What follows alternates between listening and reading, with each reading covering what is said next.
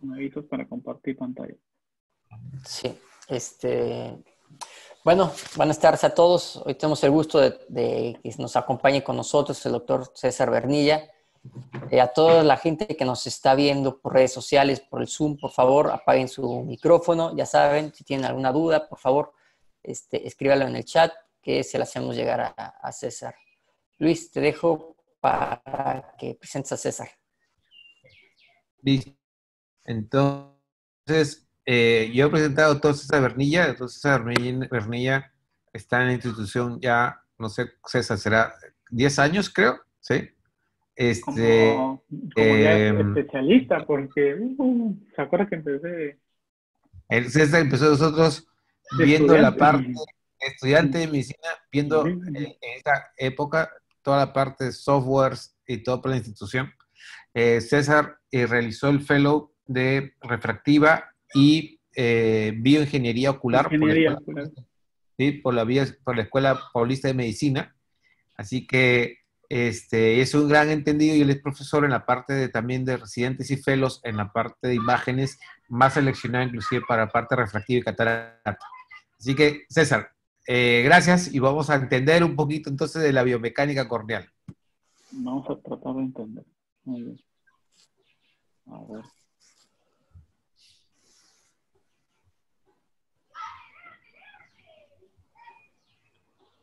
Ok. ¿Se ve ya? Sí, sí se ve, César. Sí, se ve. Muy bien. Muy bien. Entonces vamos a empezar a hablar algo de biomecánica que yo recuerdo desde que se empezó a hablar de esto, cuando tratábamos de verlo ahora, era un poco difícil de entender al inicio. Uno veía los picos y decía, la biomecánica es porque acá está la fuerza, en pico 1, pico 2, y no se sabía de dónde salían inicialmente esos parámetros. Pero pues voy entendiendo, les voy a dar una explicación un poco más sencilla. Además de que esos parámetros ya quedaron un poco atrás. Quien está sacando, como quien dice, la ventaja ahora es el Corbis. La idea de esto es que nosotros tenemos que tratar de evaluar y llegar a un ojo en el cual podemos detectar si es sano o está enfermo a través de algún tipo de imagen. Inicialmente utilizábamos la lámpara de hendidura, luego vimos en córnea ya en cambios topográficos, cambios tomográficos, actualmente es lo más, digamos, usado, Pentacam, Galilei y todo ello, pero también está sonado hace ya un tiempo los cambios en la biomecánica de la córnea. Estos y cada uno de ellos nos van ayudando para ir detectando, digamos, algo que queramos hallar como patológico en una córnea, ¿no? Por ejemplo, en la lámpara hendidura, cuando evaluábamos un queratocono, teníamos que ver los signos clínicos para recién decir, sí es un cono, pero se nos pasaba el cono 1, el cono 2, el frustro y todo ello. Pero conforme hemos ido avanzando, hemos ido empleando otras tecnologías y nos han ayudado ya a detectar que el cono pues no lo vamos a ver clínicamente para recién tratarlo, ahí está ya el final.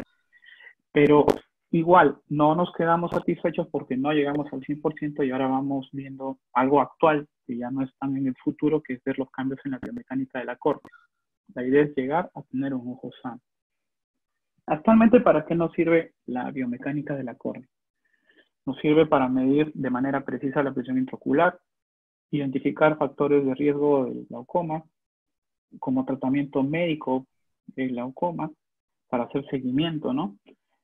Para evaluar el riesgo de ectasia, para medir también los efectos de cross-linking, que es algo, digamos, una idea bastante nueva, en la cual nosotros podemos evaluar si está haciendo el efecto que queremos o no y de repente retratarlo. Y mejorar también actualmente la predicción de nuestros resultados refractivos para ver si realmente nuestra córnea va a soportar la cirugía. Entonces, ¿qué entendemos por biomecánica? Biomecánica es básicamente cómo un cuerpo reacciona a una fuerza externa, a una fuerza exterior que se le aplica.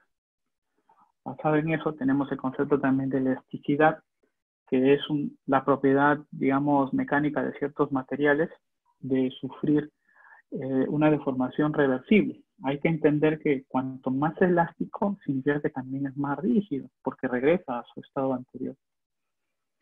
Lo que le mencionaba, lo de la rigidez, con respecto a eso, es la fuerza necesaria para deformar un cuerpo elásticamente. cuanto más elástico significa que también es más rígido. Y otra propiedad que tiene la córnea es la viscosidad, que es básicamente la oposición que pone un fluido a deformarse. Como pudieron ver en esta animación, en el inferior era un poco más lento porque se opone a cambiar, comparado con el otro, el primero, el superior, que sería menos viscoso porque se deforma más rápido. Entonces la córnea en sí tiene propiedades viscoelásticas, ¿ya? El detalle es que se le aplica una fuerza, tiene un tipo de rigidez, es elástica para ello y luego regresa a su normalidad. La córnea, si la evaluamos en cada una de sus capas, vemos que cada una de sus capas tiene un comportamiento distinto de acuerdo a qué lo está formando.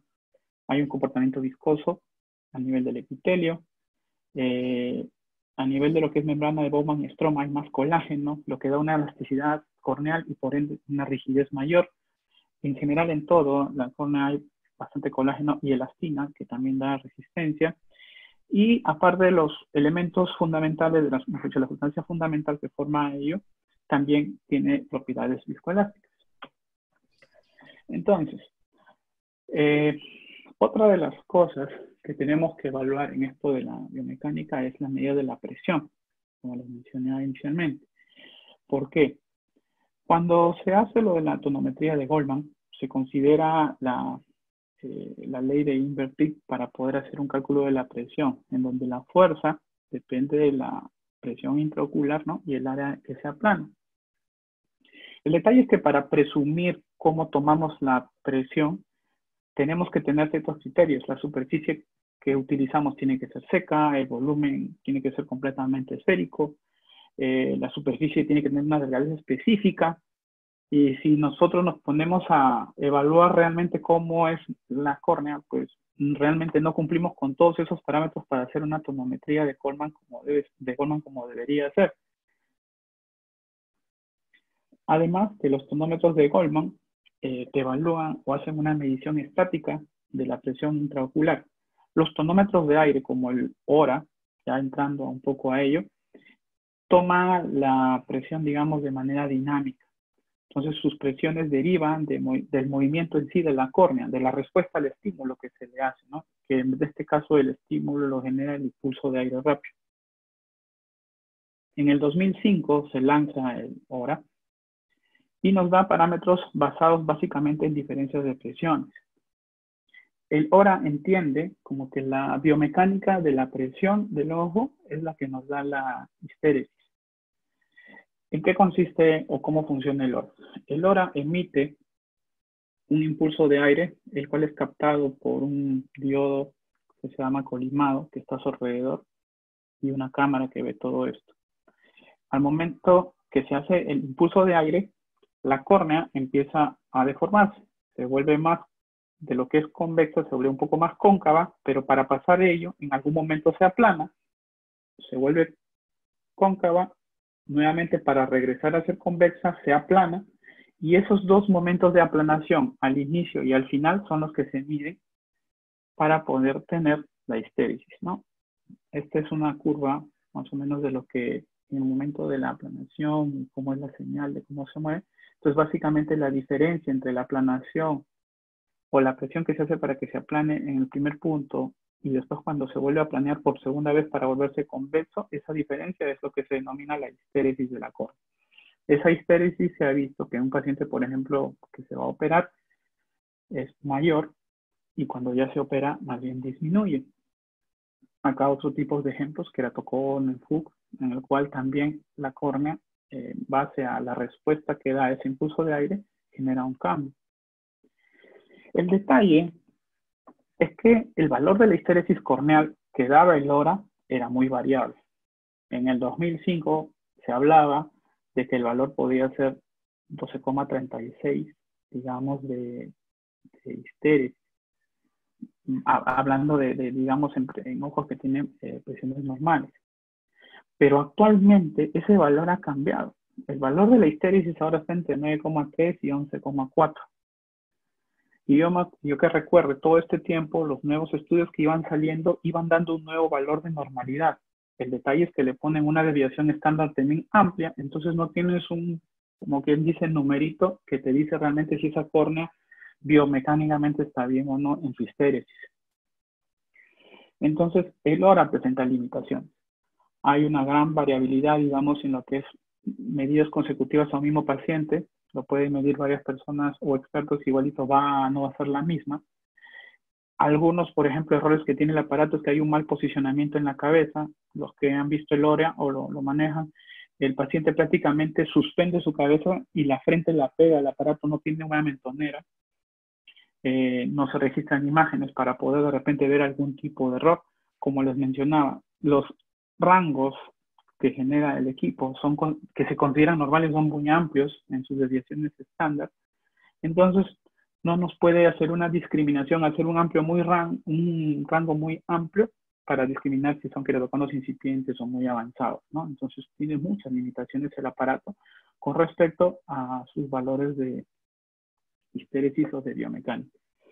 Ya para el 2009 se lanza el Corbis. El Corbis, que actualmente recién estamos viendo algunas aplicaciones, todo este tiempo ha estado en investigación, y les voy a mostrar algunos parámetros que el Corbis menciona, pero que todavía nadie, como quien dice, se sentía atraído a comprar el aparato porque no había más información, pero actualmente ya hay algunos mapas. ¿Qué es el Corbis? El Corbis ya es una cámara de Scheimpflug de alta velocidad, en la cual la velocidad en la cual toman las imágenes es 4300 por segundo. Es como un video.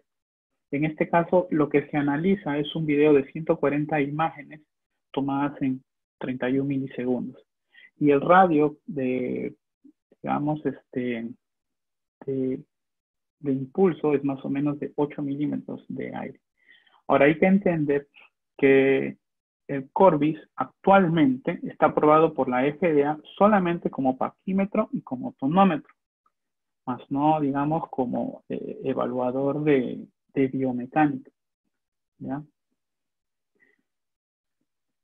En esta imagen se ve que el aparato como toma, ¿no?, las imágenes, prácticamente se genera un video, y nosotros lo vemos como un video y pareciese que fuese muy lento, porque en verdad en esta toma es una toma de una cámara bien lenta para poder uno observar cómo se mueve, porque todo eso pasa en 31 milisegundos. Un ejemplo que lanzan solamente de video, ¿no? Cómo se ve un ojo sano con un ojo con queratocono. A la vista se ve que el ojo normal es un poco más resistente que el ojo con queratocono. Y en un paciente, por ejemplo, pre y crosslinking, en ambos está alterado, pero después de 10 meses de crosslinking, se ve un poco más de rigidez, ¿no?, en la imagen inferior. Entonces, al igual que en el LoRa, que también había un impulso de aire, acá también hay ese impulso de aire, pero como tenemos la imagen, podemos medir otras cosas que no se podían medir con el LoRa. Y básicamente también vamos a poner énfasis en que es la aplanación primera, cuando la córnea pasa de ser convexa y se empieza a ser cóncava. Antes de que sea cóncava, se aplana. Luego se mide también la concavidad hasta la concavidad mayor que llega. Y el otro parámetro también que se toma es la aplanación segunda, cuando empieza a tomar su forma normal de convexa, pasa a ser cóncava. Que llega de cóncava a convexa. El detalle es que en cada uno de esos puntos que hemos cogido, en la primera aplanación, tenemos otros parámetros que podemos medir. El tiempo en el cual se aplana, la longitud que se genera cuando se está aplanando y la velocidad con la que lo hace. Igual, cuando se forma la concavidad, tenemos la amplitud, el tiempo, pero ahí ya se forma, por ejemplo, un radio. Hay una velocidad y una longitud también de esa concavidad porque forma un radio. Y también en el paso 3, de los 3 más importantes. O sea, cada paso o cada evento por el cual la córnea empieza a deformarse tiene un subgrupo de eventos que se pueden medir y a través de ellos se pueden obtener lo que se denominan datos de la respuesta corneal dinámica. Esta es una imagen, digamos, ya de las curvas que se generan, ¿no? Y que se pueden obtener como datos de esa respuesta dinámica de la córnea. Antes de la deformación, después de la deformación, en el A1 y el A2 te muestran cuando se están las aplanaciones. Pero hay uno más, que es el movimiento de todo el ojo cuando se está haciendo el impulso de aire. Recuerden que el ojo se mueve y si nosotros le imponemos un impulso de aire por temor, se va a mover también hacia atrás y va a mover las curvas. Y esas curvas te pueden generar ese movimiento o otro tipo de error. Ahora, inicialmente cuando teníamos el aparato, teníamos estos valores.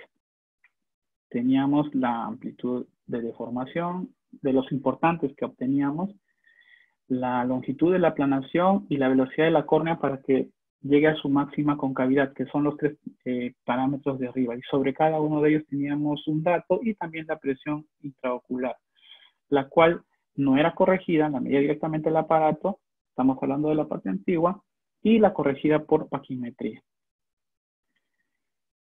En el 2016 recién, bueno, en el 17, como dice acá, pero hay otro que empieza en el 2016, se empieza a evaluar un poco mejor lo que es la tonometría, digamos, o la presión basado en la biomecánica de la córnea con algunos parámetros.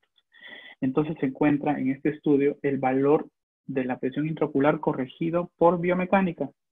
Y en este caso obtenemos que, por ejemplo, la variación de la presión en un paciente post cirugía refractiva tomado con el Corbis no es tan distinto si lo comparamos y tan variable como con otras prestaciones. Por ejemplo, en el tonómetro de Goldman puede haber hasta variaciones, mire, de entre 2.5 hasta 10. O sea, realmente, si nosotros medimos a un paciente postoperado de cirugía refractiva, la variación en la presión es al azar, o sea, es jugar a la lotería. Y en este estudio demostró Corbis que podía, o que tiene un poco menos error, inclusive podría llegar a ser una diferencia casi similar, pre y post. Basado en este estudio, que ya es algo un poco más, como quien dice, palpable, Vincent Guerra, hijo, empieza junto con Ambrosio, con Cynthia Roberts, a generar ahora sí un screening. De todo lo que hemos visto, esas curvas y todo ello, vemos que hay bastantes parámetros de la respuesta corneal dinámica, ¿no?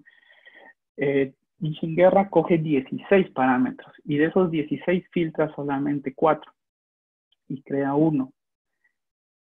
Actualmente, en nuevos estudios, se está tratando ya con inteligencia artificial de evaluar hasta 37 parámetros que se obtienen con el Corbis.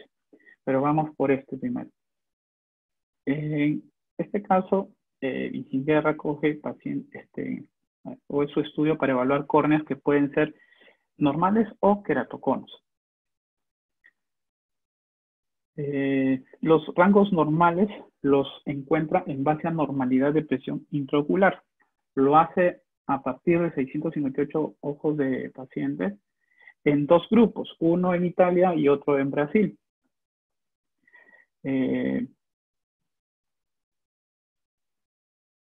La idea de formar todos estos y de coger los parámetros, ¿no?, que les mencioné hace un momento, era de formar el índice de biomecánica corneal de Corbis.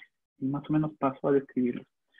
Esta es la pantalla que tenemos cuando vamos a hacer el reporte de Vincent Guerra. Y en este caso, esos parámetros iniciales que no le encontrábamos, digamos, mucha utilidad de la amplitud de deflexión, la velocidad corneal y ello, los trata de normalizar utilizando la medida de la presión intraocular normal para cada paciente y genera, como pueden ver, una curva de normalidad en donde la medida del paciente de cómo reacciona en amplitud, por ejemplo, de deflexión o velocidad del tiempo, y debería estar dentro de los parámetros de normalidad. Cogiendo ello, forma estos índices que son los que tenemos que entender. En el primero, el índice de amplitud de deformación. Cuando la córnea recibe el impulso de aire en el centro, teóricamente lo que han encontrado es que los 2 milímetros alrededor de donde cae el centro, digamos, del el impulso de aire, debería mantenerse estable, no debería deformarse mucho. Si ese radio de deformación es mayor, significa que la córnea en general es más resistente, pero si es menor, significa que no es muy resistente y se va a doblar muy rápido. Entonces, eso es lo que trata el primer parámetro. A menor radio, mayor rigidez. Es César. ¿Sí? Creo que ahí, por favor, los que quieran interrumpir, es difícil, creo yo, tener la oportunidad de aprender estas cosas en forma tan detallada, ¿sí? A uno le ahorra mucho tiempo absorber las dudas, así que el que quiere escribir en el chat algo o que quiere entender mejor cada paso, con todo gusto, o sea, no hay que dejar pasar la oportunidad. Mira, yo mismo te digo, o sea, yo entiendo que hay 4 parámetros principales con el Corby que tenemos que ver, ¿cierto? Tú vas a ir describiendo cada uno de ellos. Este de amplitud de deformación. Entonces, este de aquí, lo que te está diciendo es que esta amplitud de deformación, mientras menor sea esta amplitud, teóricamente esa córnea es más rígida. Más rígida, exacto. Lo que ocurre es que cuando usted bote el impulso de aire, se va a formar, digamos, una concavidad. Entonces, si es más débil, el radio que se forma es más grande. Pero si es más pequeño, significa que esa córnea es más resistente, entonces va a tener una mayor rigidez. Por eso, a menor radio de deformación, dentro de esos 2 milímetros, va a tener una mayor rigidez la córnea. Perfecto, perfecto. ¿Ya?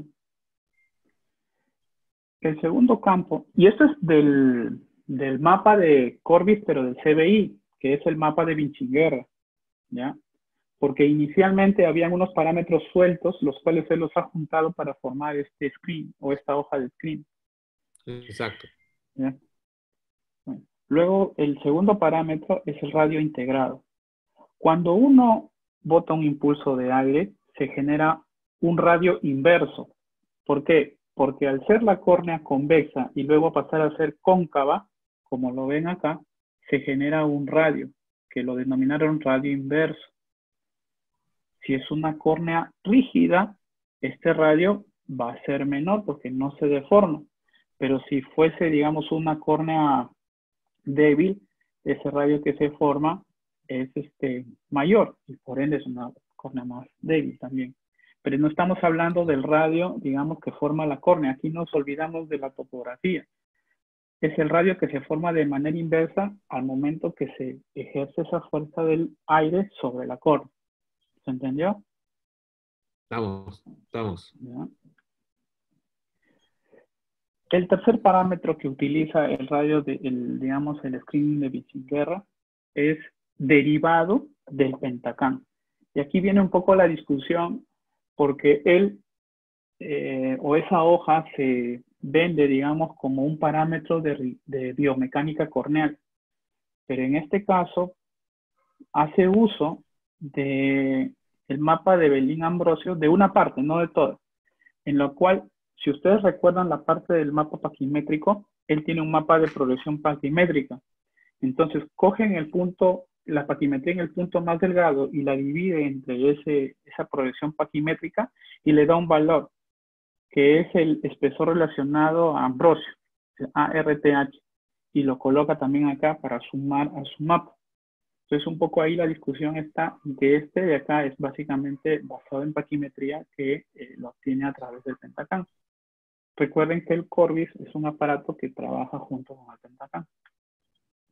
Y un parámetro nuevo que ya está evolucionando, porque este es digamos, el primero, ahora ha salido uno nuevo, es el parámetro de rigidez de Cynthia Roberts, en el cual básicamente lo que se mide es la presión que se ejerce sobre la córnea y se divide por la extensión de la deformación. Recuerde que cuando nosotros botamos un impulso de aire se genera un radio. Ese radio es el que toma como extensión de deformación y hace un coeficiente con esa fuerza que se ejerce. Entonces, básicamente, medir la rigidez de la córnea y da ese valor. Teniendo esos 4 parámetros, tenemos el valor del CBI,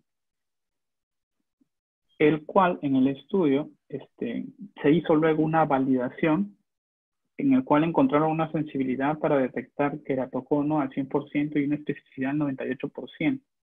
El detalle es que también se hacen otro tipo de estudios con otras poblaciones para validar ello, y en otros estudios se ha encontrado que solamente la sensibilidad llega al 86.9%, como dice ahí, y también una especificidad de 85.7%. Igualmente, se están haciendo varios estudios en varias zonas para tratar de convalidar y validar el trabajo, y está teniendo algunos datos que no son los presentados por los investigadores iniciales, los creadores. César, ahí disculpa de molestia. A ver, entonces, mira, si retrocedes para el CBI, ¿sí? Ya. Eso, tomaron esos 4 parámetros, incluidos el parámetro de rigidez, esos 4 parámetros, vamos a poner, sumados, ¿sí? Es lo que nos va a dar en promedio este valor de CBI, ¿cierto? Exacto, sí, que va de 0 a 1. Cuanto más se acerca a 1, como los semáforos de Pentacam, te dice de que biomecánicamente esa córnea está débil, ¿no? Está mal o es un queratocono. Ese viene a ser el Cordia Biomechanics Index, ¿sí? Entonces, el parámetro que más o menos se discutía para cuándo es duda de esto es alrededor de 0.5, pero otra gente hablaba de 0, inclusive 0.35, es lo que estaban hablando, ¿sí? Hay varios estudios que están cambiando. Cuando ellos lo publicaron era 0.5, pero ha ido cambiando. Perfecto, perfecto. Porque hablemos del año 2016. Ya.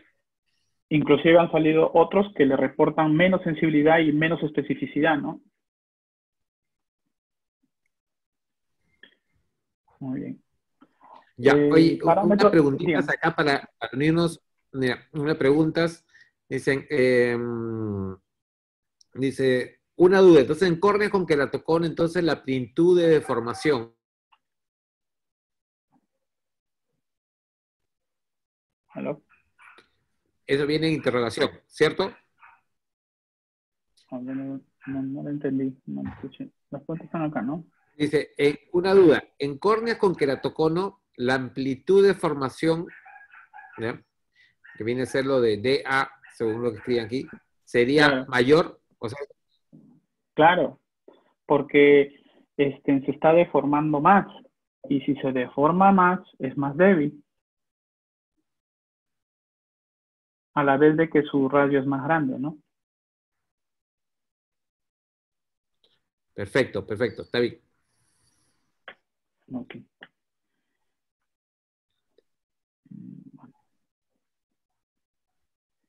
Otro de los nuevos parámetros, o digamos, ¿cómo se llaman estos índices que se está encontrando con los datos? Y lo que se quería llegar a conclusión era hacer la mezcla de en sí los datos del Pentacam con los datos del Corbis. Y habíamos visto que ya se habían ordenado de alguna manera los datos del Corbis con el CBI. Entonces, mezclando los datos del CBI, pero ya utilizando inteligencia artificial, el Machine Learning, de Machine Learning hay un montón de tipos, uno de ellos que utilizan era el Random Forest. Como quien dice, cruzó información del CBI o de los datos que se encontraron con Vinchinguera con los datos del display de Bellin-Ambrosio. Ese famoso display de Bellin-Ambrosio que muchos saben en el Pentacam y que te dice si es queratocono o no es queratocono. Y basado en ello, si juntaron ellos, dieron como resultado el índice tomográfico biomecánico, que es el TBI, que lo pueden ver en la parte inferior. Este de acá es el CBI, este de acá es el mapa de Bellin-Ambrosio, y este de acá es el resultado de ello. Eso es lo que les mencioné. Y estos son los datos que se dan. En el estudio inicial de Ambrosio, se encontró de que un TBI de 0.29 te brindaba una sensibilidad de más del 90% y una especificidad más del 96%. Y hay que entender también esto, de que nos tiene que ayudar a discernir si son falsos positivos o falsos negativos. Por ejemplo, con 0.29 significa que de aquí para acá todos podrían tener algún problema. Y antes no. Si lo bajamos, ellos pueden llegar hasta 100% de sensibilidad y especificidad. Hay algunos estudios que lo consideran como 0,11. El detalle es que también pueden haber falsos positivos y puedes estar dejando de operar. Entonces hay que ver bien esta sensibilidad de este índice. Pues en este ejemplo, ¿no? La biomecánica, por ejemplo, está un poco alterada, ¿no? Te está dando ya valores positivos según Guerra. Recuerden que estaba más de 0.50. Pero en el de Ambrosio, que es el que te da el Pentacam, te dice que está dentro de lo normal. En el de Belín Ambrosio se toma actualmente 1,6 como algo seguro, ¿no? Hacia abajo. Pero ya cruzando a mi información, no solamente tendiendo los datos del Pentacam, sino cruzándolo con lo del Corbis, puedo tener este, que me dice pues que se va del 0.29 y definitivamente es una córnea que podría ser un problema. Lo que les mencionaba, estudios recientes tratan de manejar un poco el valor del TBI, del CBI, ¿no? Para poder encontrar un riesgo, pero el detalle es que también podemos generar más falsos positivos y al final estamos dejando también de operar. En este ejemplo, si uno se presenta esto, podríamos ver, ¿no? Que de repente el mapa de Pentacam está ahí, 1.69, y el dato de Belín Ambrosio nos puede decir que, bueno, está un poco sospechoso, no hay ningún problema. Biomecánicamente no me sale alterado. Y de todas maneras el TBI sí me sale un poco extraño, 0.37. Si nos acogemos o nos pegamos realmente a lo que se mencionó en ese estudio, podríamos decir que sí, es algo sospechoso.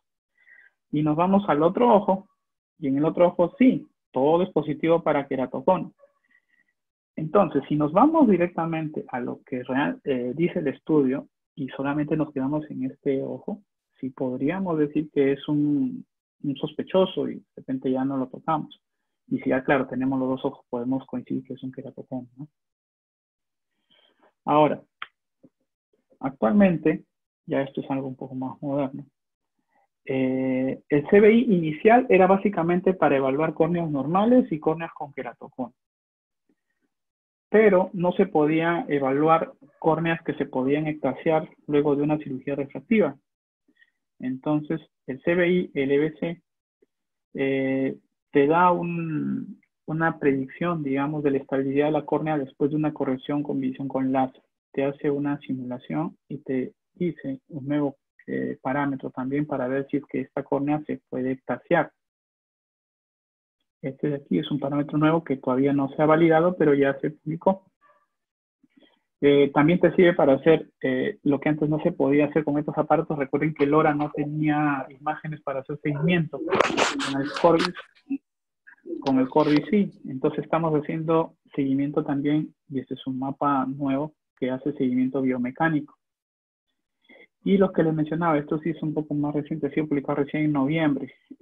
Glaucoma, factor de glaucoma biomecánico para detectar glaucoma de tensión normal. Como pueden ver acá en el ejemplo que pone, paciente con presión intraocular aparentemente normal, te da una gradación y te dice de que es potencialmente alto para tener glaucoma. Básicamente, si nos basamos solamente de valores de biomecánica de córnea, no de grosor de córnea ni nada de eso.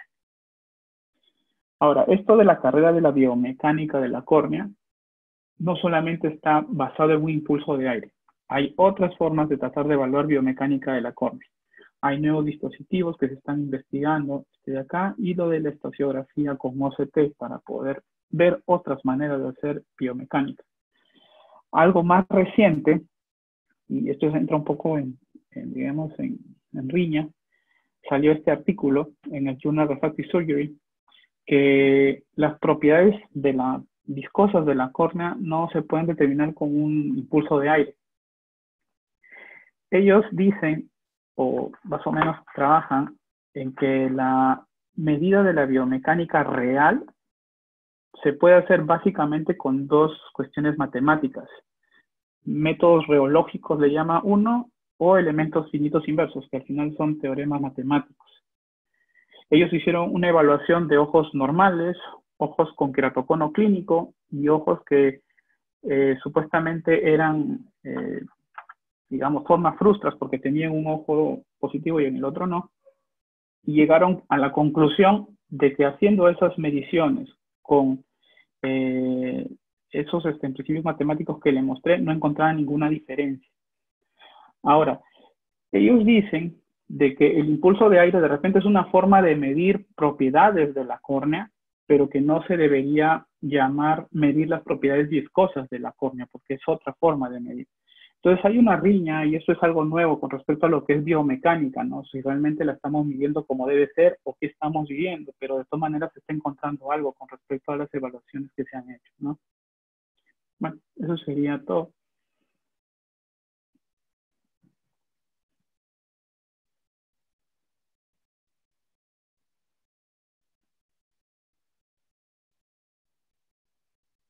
Muchísimas gracias, César. Okay. A ver, vamos a ver en el chat que... César, por favor, ¿puedes mostrar al principio de tu charla una gráfica que justamente muestras qué cosa es realmente la histéresis? Esa estaba bonita antes de los números, para que la gente entienda justamente qué cosa es la histéresis. Esa me parece que es. No, pero hay dos formas de histéresis. Esta es la histéresis, ya. Esta es la de hora. Esa es la de Lora, sí. Claro. Okay. En esta de Lora, la histéresis se mide como la diferencia de dos presiones. La presión justo en el momento que se aplana, cuando la córnea recibe el impulso de aire y de cóncavo empieza a hacerse convexo. Okay. Y la segunda, cuando empieza de convexo a regresar nuevamente a su forma cóncava, que diga de cóncava a su forma convexa y se vuelve a aplanar. Entonces hay dos aplanaciones, ¿no? Esa diferencia se llama histéresis y es lo que lo llamaba Lora. Pero también hay algo muy importante para tener en cuenta, y esa es una de las razones por las cuales el hora no se está tomando más en cuenta en cuanto a biomecánica corneal, es que el flujo de aire que el hora está lanzando no es continuo, a diferencia del Corbis ST, que sí tiene un continuo y es gaussiano. Entonces es mucho más predecible y medible comparado con el hora. Y esa es una diferencia muy, muy importante, ¿no? A tomar. Claro, la forma como se bota el aire, cada uno, recuerda que son aparatos que tienen que manejar patentes, entonces lo han hecho de una manera distinta. Pero al final el promedio de impulso de aire es similar. Creo que el LoRa está como que entre 25 y 30 milisegundos y el Corbis 31 milisegundos. Quizás la forma de cómo se ve es distinta, pero está por ahí. El problema es cómo se obtiene el dato. Recuerda que en el LoRa no hay mentonera, no hay nada. El paciente está flotando la cabeza y recibe todo. Y eso lo hace muy variable. Aparte de los valores, ¿no? Que si no se encuentra un valor de normal. Sí, había un parámetro también interesante que miren, ayer un doctor de uso, creo que español, creo que no sé si lo vieron, ¿sí? O uno lo vio, fue interesante porque él puso un trabajo de uso de prostaglandinas, ¿sí? Pero compensando la alteración de la prostaglandina que afecta también al colágeno inclusive de la córnea, y midiendo esa compensación con el Corbis, lo que demostraba en ese trabajo era que la prostaglandina baja la presión menos de lo que pensamos normalmente con Goldman, ¿sí? Y que llega a los valores normales de un timolol.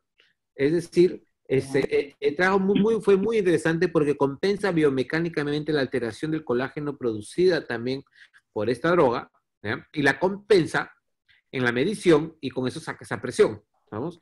Es una de las cosas también interesantes. Otra es que efectivamente uno de los parámetros más significativos que se ve en consistencia y con mínima variabilidad es el uso del Corbis en pacientes para presión intraocular en pacientes post-LASIK, ¿sí? Sí, Y lo que sí también, está probado. sí, se está muy probado y funciona bastante bien. Y otra de las cosas que se demuestra es que es muy interesante, es de que la resistencia de la córnea se ve exactamente alterada igual con LASIK que igual con SMILE, ¿ya? O sea, ya colocando los parámetros como deben ser, no hay una diferencia significativa en cuanto a rigidez corneal en pacientes post-LASIK y post-SMILE, que es lo que siempre se hablaba al revés antes, ¿no? O sea que eso también es cosa interesante. Y ese es el valor corregido justamente del APIO, ¿sí? Ese es el que estaba mostrando César, que la verdad que muy bueno. Ese salió en el 2017 y sobre eso han salido varios para tratar de validarlo y siguen saliendo lo mismo, porque ya han salido comparación de SMILE, lo que usted dice, LASIK, y en verdad no hay, como usted dice, una diferencia, ¿no? Y el valor, o digamos, el Corbis nos sirve para poder hacer esa medida de esa presión. Una pregunta, mira, te dicen, además del CBI, ¿qué otros parámetros me darían información, César? O tú ahorita, ya viendo el Corbis, manejándolo como lo estás manejando, Yeah. te vas a una forma práctica para que entendamos lo demás. ¿Qué es lo que tú ves? ¿Qué buscarías? Hay que entender una cosa, con el CBI no podemos evaluar pacientes pre y post crosslinking porque no se ha hecho para eso. El CBI se ha hecho para identificar córneas normales o con queratocono que no se han hecho ningún procedimiento. Eso es interesante que lo mencione porque también se menciona bien. O sea, este dato no les va a servir para un pre y post, ¿ok? No. Entonces no se maten queriendo hacer un trabajo de investigación pre y post porque no está hecho para eso. Es que no está hecho para eso. No está hecho para eso. ¿Estamos? Sí. Y el estudio del TBI de Renato Ambrosio, ese es córneas normales, córneas con queratocono, después córneas, él les llama ectasia, digamos, ectasia muy asimétrica, un ojo y el otro una ectasia clínica, y el otro ectasia en un ojo y en el otro un ojo normal. O sea, esos son los 4 grupos que él hizo, ¿no? Para poder investigar. El que es ectasia, digamos, muy asimétrica en uno y topo normal en el otro, él lo llama como forma frusta de queratocono. Entonces, para eso también fue hecho. Ok. Una pregunta. ¿Y por qué siguen tomando los glaucomatólogos, ahorita que estabas diciendo, Luis, acerca de la presión intraocular, por qué siguen tomando como gold standard o siguen manejándose con el ORA y no se migran al Corbis? Y qué diferencia tiene, si alguien de ustedes sabe, entre la versión 1 y la versión 2 que acaba de salir de ORA? Ya. Primero, ¿por qué no se pasan del ORA al Corbis? Primero, la mayoría de estudios que se han hecho sobre presión están en ORA. Y sobre eso los glaucomatólogos lo han tomado. Entonces, si tú buscas más información de presión intraocular, vas a encontrar en ORA. Pero en el último tiempo que se ha empezado a validar esto de la presión intraocular corregida por biomecánica del Corbis, están apareciendo mucho más estudios. Además, ten en cuenta que le sacan provecho si tienes un Corbis y un Pentacam. Claro. Entonces, se hace mucho más caro tener un Corbis que un ORA. Supongo que va por ahí. Pero los nuevos estudios sí van a que ¿cómo se llama? ¿Tienden a migrar entonces? Dependiendo en el costo que tengan, ¿no? Pero sí, porque si tú te vas a los nuevos estudios, el Corbis está siendo mucho mejor que el ORA. ¿Y la diferencia entre las versiones, el 1 y el 2? ¿Sabes qué diferencia hay entre el ORA versión 1 y versión 2? En el ORA empezaron a actualizar ¿cómo se llama esto? Un waveform que le empezaron a agregar, básicamente cambios de software, pero el aparato y la forma de tomarlo es similar. Ok. Es como me hace recordar al HRT3, que era una actualización del HRT2, pero con un software nuevo, y era algo similar. Okay. Perfecto. Dime una cosa, me dice, para postqueratoplastías penetrantes, entiendo que los valores salen tan alterados de la normativa no arroja resultados. No me Eso es acuerdo cierto. yo. Sí, Ya. sí. Estamos teniendo esos problemas, de hecho, nosotros ahí en la clínica, para los pacientes con trasplante de córnea, no nos da los resultados el Corbis. Ajá. Ajá. Ya, pero acá viene que es una cámara Scheimpflug. Y las cámaras Scheimpflug, recuerde que para hacer inclusive topografía, no ayuda. Ya, eso tenemos que verlo. Vamos a profundizar más en eso, sí, pero Sí, el principio del Scheimpflug falla para eso. ¿Eh? Entonces, en conclusión, para la gente que está escuchando, ¿sí? ¿Por qué o para qué deberían comprar un equipo de biomecánica corneal en el 2020? A ver, existen diversos estudios y ya se está agarrando un poco de lo que es inteligencia artificial, en el cual están agregando el valor de estos índices recientes, porque recuerden que antes se tenía solamente estos parámetros que les muestro en la pantalla, como que se podían ver y decían, bueno, pero ¿para qué me sirve cada uno de ellos? Simplemente me dice si es más débil, menos débil y ya. A raíz de que ya se han ido tomando estos y han salido los nuevos índices, ahora me va a agregar de repente un dato más para yo, dentro de mi sospecha, poder decir si opero o no opero. Usted mismo muchas veces hace la pregunta en que si yo tengo mi tomógrafo, mi topógrafo y le agrego un medidor de biomecánica, un Corbis, ahora voy a dejar de operar porque el Corbis me lo dice. Todavía está en evaluación. Hay muchos parámetros que, digamos, están cambiando, pero, o sea, decir ahorita sí mandatorio me va a ayudar. No. Ahora, si yo tengo la posibilidad de tener el aparato y me va a dar un dato más, entonces, bueno, bienvenido sea porque me está ayudando a tratar de buscar algo, ¿no? Perfecto. Okay. Perfecto. ¿Ya? Entonces, Chente, ¿algo más? Pues al parecer ya se respondieron algunas preguntas, comentarios del chat. Experiencia del uso de Corbis con toma de presión. Ya. Ejemplos, pone ahí Cristóbal. Hay ejemplos de casos. No tengo. Ya, no. No, pues listo. Excelente, César, muchas gracias. Gracias. Es súper bien descriptivo, la verdad. Y no sé, sí. Y tenemos que meternos cada vez más a esto. Yo creo que de las charlas las vamos a estar subiendo la próxima semana. Y yo creo que vamos a ir metiendo un poquito más de Corbis y con casos clínicos y ver la importancia, ¿no? Si, en resumen, todos los que nos acompañan, si la idea de comprar un Corbis ahorita o no, yo pienso que va a ser más envuelto en la necesidad, de acuerdo a la práctica de cada uno, se realiza investigación, yo creo que es algo interesante, ¿sí? Pero si es una práctica más, vamos a ver, pequeña, en la cual no están metidos en eso, yo creo que hay que ir viendo y esperando, ¿no? Así es. Claro. Ahora recuerda también pues que lo que te da el topógrafo y el tomógrafo ya es bastante, ¿no? Y si vas a comprarlo para un centro pequeño, mejor lo mando al paciente para que se lo haga y regrese. Claro. Perfecto. Gracias, César. César, muchas Gracias por escuchar. No, gracias por escuchar. Buena. Muchísimas gracias, César. Excelente charla, así que le sacamos provecho a todos los que estuvimos aquí presentes.